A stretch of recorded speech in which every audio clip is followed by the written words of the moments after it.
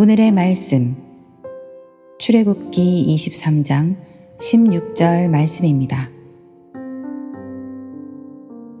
맥추절을 지키라. 이는 내가 수고하여 밭에 뿌린 것에 첫 열매를 거둠이니라. 수장절을 지키라. 이는 내가 수고하여 이룬 것을 연말에 밭에서부터 거두어 저장함이니라. 아멘.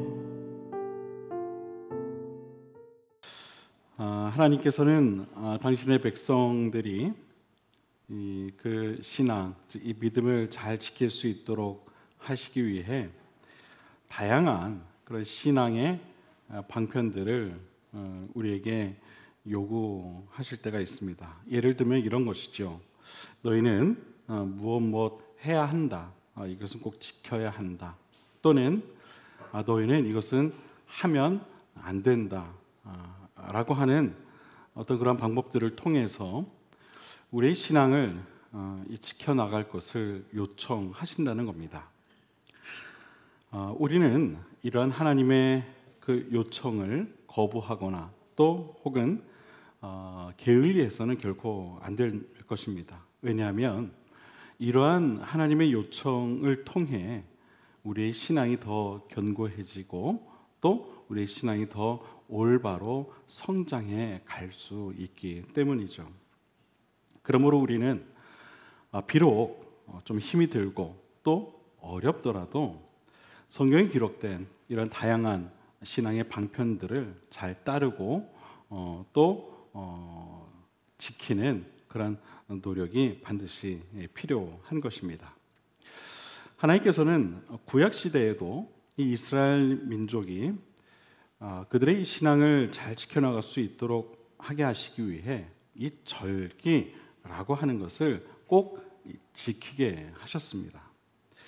절기라는 것은 정기적으로 반복해서 하나님의 은혜를 기억하게 하기 위해 정한 그런 날을 뜻합니다. 그것이 절기이죠. 우리가 잘 알고 있는 절기들이 어떤 것들이 있을까요? 첫 번째로 기억나는 것이 있다면 아마 유월절이 있을 거예요. 유월절. 그리고 또 무교절, 초실절, 또 오순절, 나팔절. 그거는 목사님이 나중에 추수감사절 때 또 설명을 해줄게. 그래. 또 초막절 이런 것들이 있죠. 이스라엘 민족으로 하여금 하나님께서 이런 다양한 절기들을 지키게 하신 것은 다름 아닌 하나님을 향한 이스라엘 민족의 그 신앙을 잘 지키게 하기 위한 것이었습니다. 그것이 바로 이런 절기들의 목적이었다라는 것이죠. 즉 이스라엘 민족이 하나님을 향한 신앙을 잃어버리지 않게 하기 위해 하나님을 늘 기억하게 하기 위해 이러한 이 다양한 절기들을 신앙의 방편으로 삼으셨다는 겁니다. 오늘은 그 절기 가운데 하나인 바로 이 맥추절입니다. 맥추절. 맥추라는 단어는 우리가 잘 알고 있듯이 보리를 수확하다라는 그런 의미를 가지고 있는 단어이죠. 이스라엘 민족이 애굽으로부터 나와서 가나안 땅에 정착을 한 후에 보리와 이 밀을 열심히 농작하고 수확해서 그 첫 열매를 거두게 되었을 때 그것을 가장 먼저 하나님께 드리도록 정하신 바로 이 절기가 맥추절입니다. 하나님께서 이스라엘 민족으로부터 첫 열매를 드리도록 하신 이유는 여러 가지 해석이 있지만 가장 큰 의미는 이렇습니다. 사실 이 맥추절의 의미를 단순히 첫 열매를 드리는 것에 두지는 않습니다. 이것은 이스라엘 민족이 가나안이라고 하는 그 땅, 즉 하나님께서 약속하신 그 땅에 정착하여 그들이 수고하고 또 땀 흘려 맺은 열매, 그 첫 열매를 하나님께 드림으로써 자신들이 하나님께서 약속하셨던 바로 그 땅에 바로 그 땅에 비로소 완전히 정착하게 그 된 사실에 대해 마음으로 확증하며 또한 그 사실에 대해 기쁨으로 감사를 드리게 하는 바로 그 의미가 있는 것입니다. 이런 사실에 대해 신명기 26장 7절에서 11절까지 말씀을 보면 이렇게 기록을 하고 있습니다. 제가 한번 읽어보겠습니다. 여러분들은 잘 들어보시기 바랍니다. 애굽 사람이 우리를 학대하며 우리를 괴롭히며 우리에게 중노동을 시키므로 우리가 우리 조상의 하나님 여호와께 부르짖었더니 여호와께서 우리 음성을 들으시고 우리의 고통과 신고와 압제를 보시고 여호와께서 강한 손과 편 팔로 큰 위엄과 이적과 기사로 우리를 애굽에서 인도하여 내시고 이곳으로 인도하사 이 땅 곧 젖과 꿀이 흐르는 땅을 주셨나이다. 여호와여, 이제 내가 주께서 내게 주신 토지 소산의 맛물을 가져왔나이다 하고 너는 그것을 내 하나님 여호와 앞에 두고 내 하나님 여호와 앞에 경배할 것이며 내 하나님 여호와께서 너와 내 집에 주신 모든 복으로 말미암아 너는 레위인과 너희 가운데에 거류하는 객과 함께 즐거워할지니라. 아멘. 하나님께서 약속하셔서 인도해 내주신 그 젖과 꿀이 흐르는 가나안 땅에 이제 완전히 정착시켜 주신 바로 그 사실에 대하여 다시 한번 확인하고 그 땅에서 난 그 첫 열매, 성경에는 이 열매라고 나와 있죠. 그 첫 열매를 기쁨으로 가져다가 하나님께 올려드리는 절기, 바로 그 절기가 맥추절의 의미가 된다는 것입니다.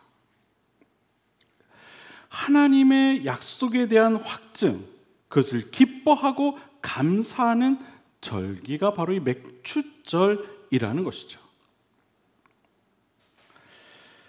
이 맥추절의 기원은 이렇습니다. 이스라엘 민족의 가장 큰 절기인 유월절을 마치게 되면 밭으로 나가 열심히 밀과 보리를 추수하기 시작하게 되는데 그 기간이 대략 한 7주 정도 걸린다고 합니다. 그 7주 동안 열심히 모은 이 추수를 마치게 되면 이들은 다시 이 예루살렘 성전에 모여서 하나의 절기를 지키게 되는데 바로 이 절기가 맥추절입니다. 맥추절은 유월절을 지킨 후 7주가 지난 다음에 지킨다 해서 7, 7이 49, 그래서 곧 77절이라고 하기도 하고 또 50일이 되는 날이라고 해서 오순절이라고도 이야기를 합니다. 이런 많은 명칭 중에 이 오순절이라고 하는 단어가 아마 우리에게는 익숙할 겁니다. 바로 이 오순절날 성령 강림의 역사가 일어났기 때문이죠. 그런 의미에서 이 성령 강림절과 맥주절은 그 맥을 같이 한다고 볼 수 있습니다. 그래서 이 맥주절의 그 신약적 의미를 예수님의 부활과 오순절 성령 강림 사건을 예시한 사건이라 그렇게 이해하기도 합니다. 맥주절의 현대적 의미는 그렇다면 어떤 것일까? 오늘날에는 과거와 같이 보리와 밀을 추수하지도 않는데 과연 우리는 이 맥주절의 의미를 어떻게 해석을 해야 할까? 우리가 다양한 절기들을 지키는데 단지 지키기 위한 절기로 우리가 여기게 되면 그 의미는 분명 퇴색해지고 말 것입니다. 그렇기 때문에 우리는 반드시 이 맥추절의 현대적 의미를 다시 한번 생각해 볼 필요가 있는 것이죠. 사실 현대를 살아가고 있는 많은 사람들이 보리를 수확하지는 않습니다. 물론 보리를 수확하는 분들도 계시겠죠. 요즘은 농촌에 가도요, 고소득 작물을 재배하지 그렇지 않은 작물들은 잘 재배를 하지 않더라고요. 쉽게 말해서 돈이 되는 농사를 짓는다는 겁니다. 어찌 보면 이 맥추절의 의미가 그러한 현대를 살아가고 있는 우리에게는 그래서 더욱 그 의미가 퇴색해져 버리고 만 것이 아닌가 싶습니다. 그렇다면 그런 오늘날을 살아가고 있는 우리는 과연 이 성경에 기록된 이 맥주절을 지키라는 하나님의 말씀을 어떻게 이해하고 또 우리의 현실 생활에 적용해야 할까요? 시대가 바뀌고 사회가 발전한 지금 이 맥주라고 하는 것을 구경조차 할 수 없는 그런 시대에 맥주절을 통해 주시는 하나님의 메시지는 과연 무엇일까요?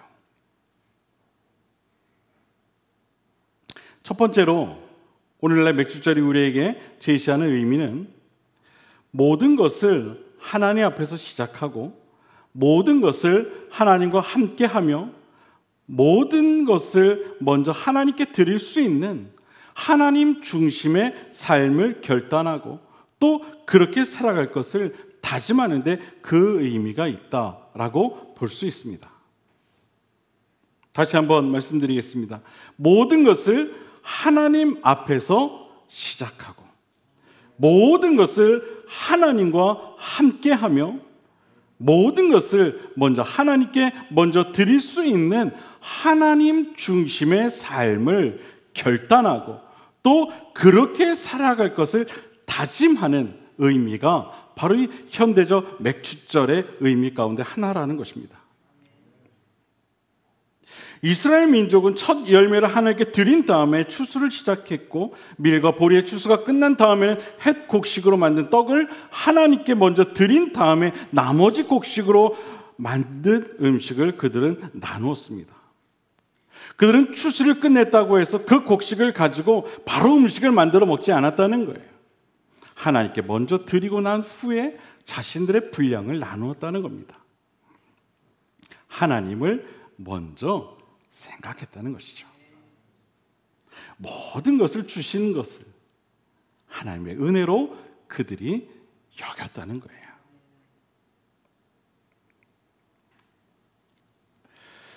우리는 항상 무엇을 할 때마다 이처럼 하나님을 먼저 생각해야 됩니다.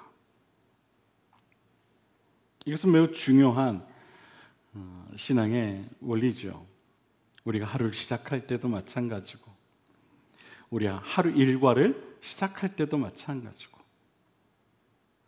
우리가 누구를 만날 때도 마찬가지고 우리가 때로는 어디를 갈 때에도 마찬가지입니다. 무엇을 할 때마다 우리 먼저 하나님을 생각할 수 있어야 되는 거예요. 내 삶의 소유와 내 삶의 중심이 과연 어디에 있는가? 라고 하는 이 물음을 늘 할 필요가 있다는 거예요. 이 질문은 우리 신앙에 있어서 매우 중요하고 또 원초적인 질문이 되는 것입니다. 내 삶의 소유는 누구에게 있는가? 내 삶의 중심은 어디에 있는가? 우린 간혹 우리 인생의 주인이 나 자신일 때가 있어요. 그래서 우리는 이런 말을 자주 하죠. 나의 삶, 내 생명, 내 몸, 내 건강, 여러분이 좋아하는 내 돈, 내 시간, 심지어 믿음마저도 뭐라고 얘기해요? 내 믿음. 뭐든지 다 그 중심에 누가 있어요? 내가 있어요. 내가. 왜 이렇게 모든 것에 있어서 내가 중심이 될 때가 참 많다는 거예요. 그 순간 우리 자신이 바로 이 내가 인생의 중심이 되어버려 모든 것을 생각하고 우리 모든 것을 판단하게 된다는 거예요. 삶의 방향을 결정하기도 하고 생활의 주권을 가져오기도 하고 주어진 물질과 건강과 그리고 시간을 내 것이라 여기며 그렇게 관리를 한다는 거예요. 모든 것에 있어서 내가 중심이 되어서 그렇게 결정한다는 겁니다. 그러나 우리는 분명히 깨달아야 할 것이 있죠. 그것은 바로 주님을 우리 마음에 영접하고 보혈의 능력으로 죄사함을 받아 하나님의 사람으로 새롭게 거듭나는 순간 이제 더 이상 내 삶의 주인은 내가 아니라는 사실이에요. 좀 더 정확하게 성경적으로 말씀을 드리면 이렇게 이야기할 수 있을 겁니다. 그리스도를 영접하는 그 순간 이제는 내가 사는 것이 아니요, 내 안에 그리스도께서 사신다는 사실을 인정할 줄 아는 그런 삶을 살아가야 한다는 겁니다. 내가 중심이 되는 삶에서 하나님이 중심이 되는 삶으로 변화되어 가야 한다는 거예요. 사도 바울께서는 이러한 사실을 바탕으로 모든 그리스도를 향해 이렇게 권면하죠. 빌립보서 2장 5절 말씀을 보면 너희 안에 이 마음을 품어야 한다. 곧 그리스도 예수의 마음이다. 이제 지금까지 너의 마음대로 삶을 살아왔다면 이제는 누구의 마음으로 살아가라는 거예요? 예수의 마음으로 살아가야 한다는 거예요. 삶의 중심이 나로부터 주님께로 옮겨가야 한다는 것이죠.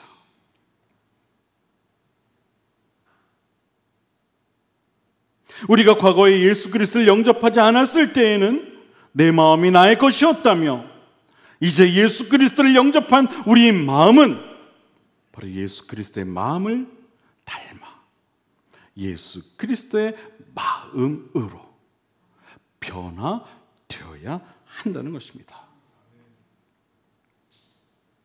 갈라디아서 2장 20절 말씀을 보면 사도 바울이 이런 고백을 합니다.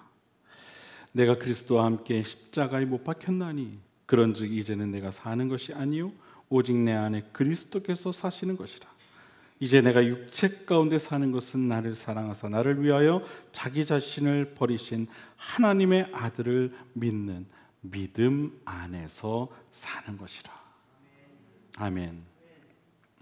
여러분, 이제는 내가 사는 것이 아니요 오직 내 안에 그리스도께서 사신다는 사실을 우리는 꼭 믿어야 할 줄로 믿습니다.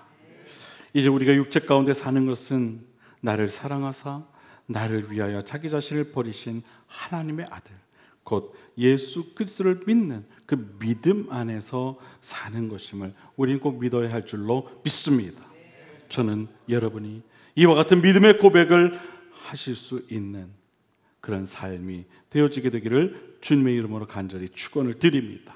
여러분의 마음과 생각이 예수 그리스도의 마음과 생각으로 늘 충만한 삶이 되실 수 있게 되기를 주님의 이름으로 간절히 축원을 드립니다. 이러한 삶을 살아갈 때 우리의 모든 삶은 하나님 중심의 삶이 될 것입니다. 또한 그로 인해 나의 모든 것이 하나님께로부터 오게 된다는 사실을 믿음으로 고백할 수 있는 삶이 될 줄로 믿습니다. 하나님 중심의 삶을 살아가는 것, 이것이 바로 맥추절이 오늘날 우리에게 주는 의미인 줄 여러분 꼭 믿으시기를 주님의 이름으로 간절히 부탁을 드립니다. 그렇다면 이렇게 하나님 중심의 삶이 되어 살아갈 때에 우리 구체적으로 어떤 마음을 가질 수 있게 되는가? 바로 감사의 마음을 가질 수 있게 됩니다. 여러분, 나의 삶이 하나님 중심의 삶이 되면은요 늘 감사할 수밖에 없어요. 왜 아멘을 못 하세요? 여러분, 우리의 삶이 하나님 중심의 삶이 되면은요 우린 늘 감사할 수밖에 없다니까요. 아멘, 아멘, 아멘. 하나님께서 이스라엘 민족에게 맥주절 절기에 맞춰 첫 열매를 드리게 한 이유 중 하나는요 바로 이 첫 열매를 주신 것에 대한 그 감사의 마음을 잊지 않게 하기 위해서였어요. 하나님께서는 이스라엘 민족이 하나님의 은혜로 말미암아 애굽으로부터 해방된 사실을 잊지 않게 하기 위해 유월절 절기를 지키게 하셨죠. 그리고 또한 이제 약속의 땅인 가나안 땅에 들어와서 거두게 된 그 첫 수확의 기쁨을 이 맥주절을 통해 즐기게 하시고 또한 감사의 마음을 담아 첫 열매를 드리게 하셨어요.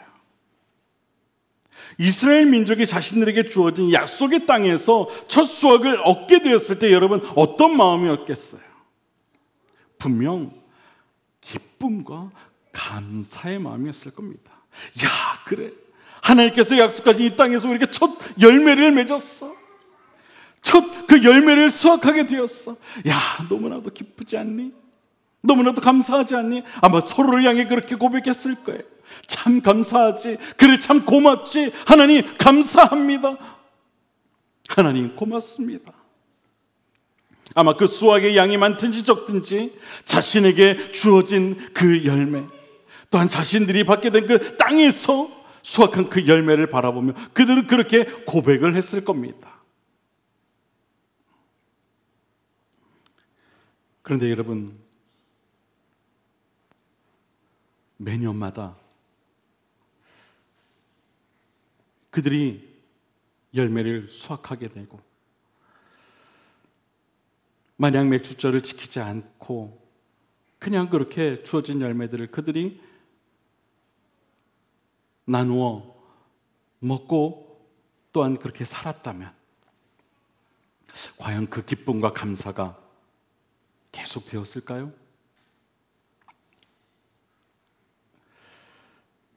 때로는 흉년이 들어 그 양이 작았을 때도 있을 것이고, 또 때로는 넉넉하게 풍년이 되어 많았을 때도 있을 텐데 그 마음이 여전했을까요?